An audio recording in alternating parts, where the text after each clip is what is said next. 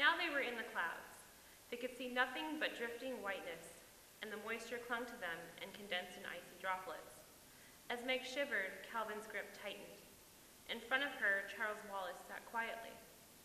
Once he turned just long enough to give her a swift glance of tenderness and concern.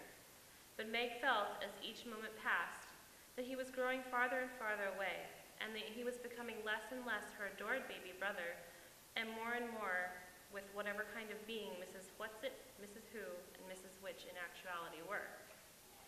Abruptly, they burst out of the clouds into a shaft of light. Below them were still rocks.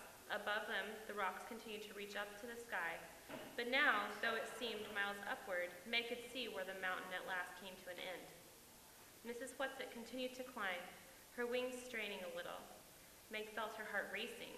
The cold sweat began to gather on her face, and her lips felt as though they were turning blue. She began to gasp.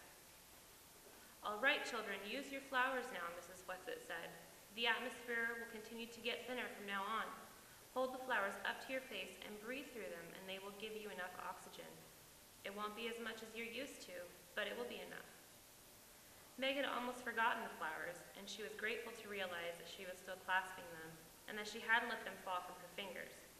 She pressed her face into the blossoms and breathed deeply.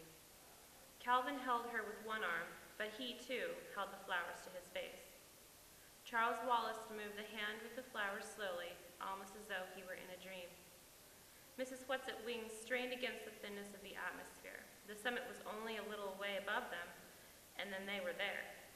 Mrs. Whatsit came to rest on a small plateau of smooth silvery rock. There ahead of them was the great white disk.